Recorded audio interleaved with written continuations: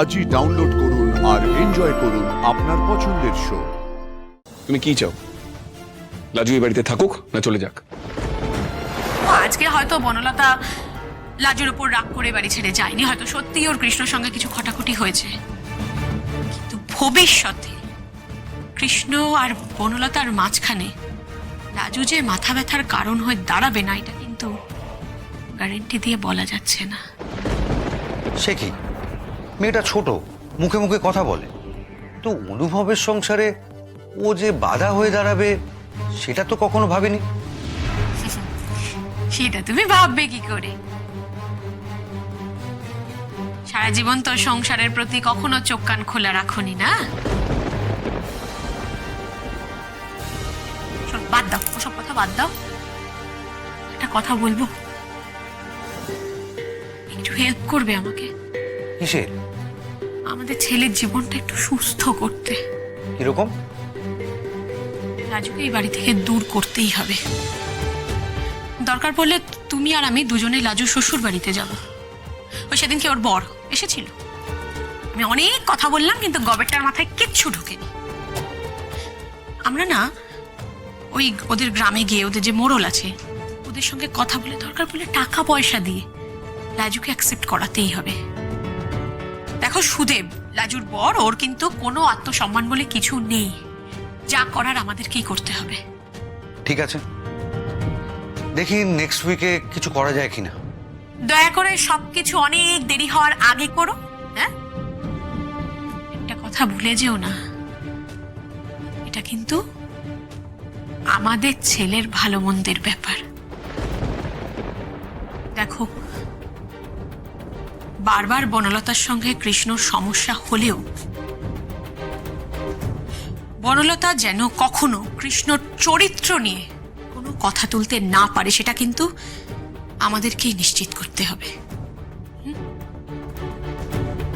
বলছি, তুমি লাজুকে কি বলেছো বলো তো, আর কিভাবে বলেছো? কিছু বললে? আমি বলছিলাম যে তুমি লাজুকে এক্স্যাক্টলি কি বলেছো আর কিভাবে বলেছো? আরে তোমাদের বাড়িতে তো এটা নিয়ে আমাদের অলরেডি কথা হলো। তুমি যেইভাবে আমাকে বলেছো আমি সেইভাবে ওকে বলেছি, কোনো রকম বকাবকি করিনি। অনুভব, দেখো তুমি আমার হাজবেন্ড, তুমি মানো আর না মানো, লিগালি খাতায় কলমে এটাই সত্যি। আমি আমি তোমাকে একটা কথা শেয়ার করলাম, আমি একটা কথা বললাম তোমাকে, একটা সন্দেহ, জাস্ট মনে হওয়া, তুমি সেটা লাজুকে গিয়ে উগড়ে দিলে। তোমার জন্য আজকে আমি ওর কাছে অপরাধী হয়ে গেলাম। তুমি দেখলে না মেয়েটা কিরম কাঁদছিল, কতটা কষ্ট পেয়েছে মেয়েটা, অস্বাভাবিক লাগছিল আজকে আমার মেয়েটাকে। তুমি কেন করলে এটা? দেখো, ওর মনে হচ্ছে যে বনলতা দিদি ওর উপর একটা বিশ্রী সন্দেহ করে বাড়ি ছেড়ে চলে গেছে, কিন্তু এটা তো সত্যি নয়। ওর কোনো ভূমিকাই নেই আমার বাড়ি ছেড়ে চলে যাওয়ার পিছনে। কারণটা হচ্ছে আমাদের মিসআন্ডারস্ট্যান্ডিং। আমাদের মধ্যে একটা মিসআন্ডারস্ট্যান্ডিং হয়েছিল, সেটা হয়তো এখনো আছে, সেই জন্য আমি বাড়ি ছেড়ে চলে গেছিলাম। লাজু একটা ছোট মেয়ে, শি ইজ ভালনারেবল। তুমি কেন ওকে এসব কথা বলেছো? কেন? অপরাধ বোধের কি আছে? হ্যাঁ, এটা ঠিক যে ও লিমিট ক্রস করেছিল, সেটা ওকে বলা হয়েছে, এই তো শিক্ষা পেল। না অনুভব, এটাকে শিক্ষা দেওয়া বলে না।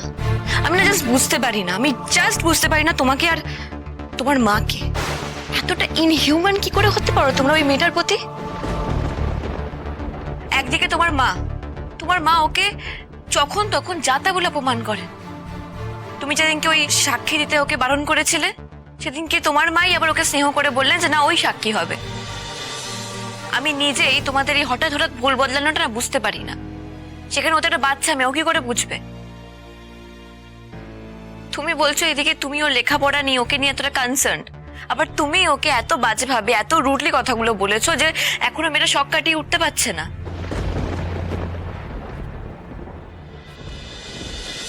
মনোরতা, ভুল ভাবছো তুমি। ও আমার রুডনেসের জন্য কাঁদছে। ওর সামনে একটা আয়নার উপর থেকে পর্দা সরে গেছে, ও নিজের মুখোমুখি হয়ে গেছে, যেটাও সামলাতে পারছে না। কি হলো? চুপ করে আছো কেন? অনুভব, তুমি আমার একটা কথা বলো, একটা মুহূর্তের রাগ থেকে একটা মুহূর্তে একটা জাস্ট আমি তোমার কথাগুলো বলে ফেললাম লাজুর ব্যাপারে, আর তুমি সেগুলো লাজুর কাছে কি বলে দিলে? কেন? I don't know.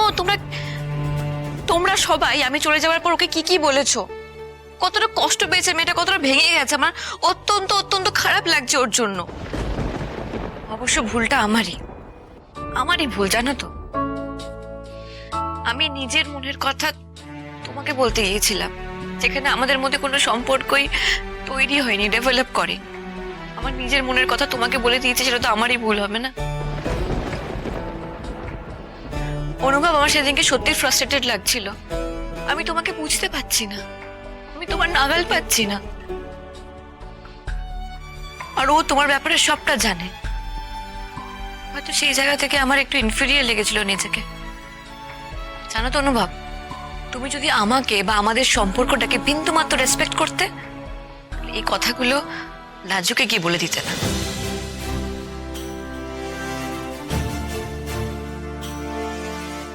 অনুভব, এভাবে কথা মাঝে চলে যাচ্ছ কেন?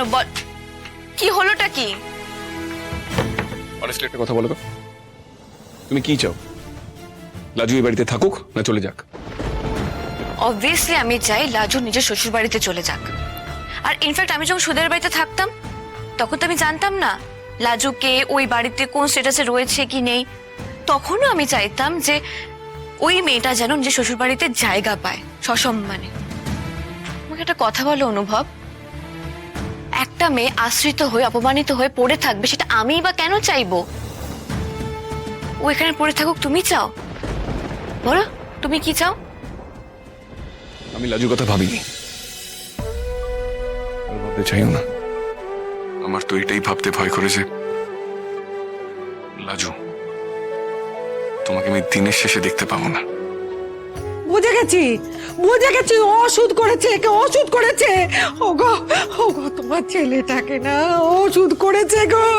নইলে যে ছেলে সাত ছেড়ে রাগ করে না, সে কিনা আমাদের খারাপ বলে? হ্যাঁ, ওরে তোর মুখে একবারও আটকালো না আমাদের খারাপ মানুষ কইতে? এই শিক্ষে আমাদের শিক্ষের অভাব।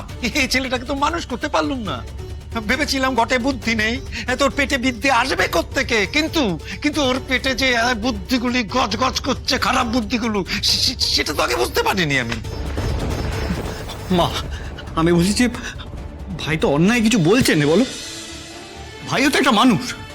আর তাছাড়া ও তো তোমাদেরই দেখে শুনে তোমার মেয়েকে বিয়ে করেছিল, অথচ গায়ের 5টা লোকের কথা কানে তুলে একা একা বাস করছে। বাবা আমি বলছি কি, দেখো এটা তো আমাদেরও একটা মান সম্মানের ব্যাপার বাড়ির। আমাদের বাড়ির বউ অন্য বাড়িতে আশ্রিতা হয়ে রয়েছে। চুপ, একদম চুপ। ও মেয়ে অন্যের ঘরে রাত কাটিয়েছে, সমাজ বিধান দিয়েছে ওই মেয়েকে এ বাড়িতে তোলা যাবে না।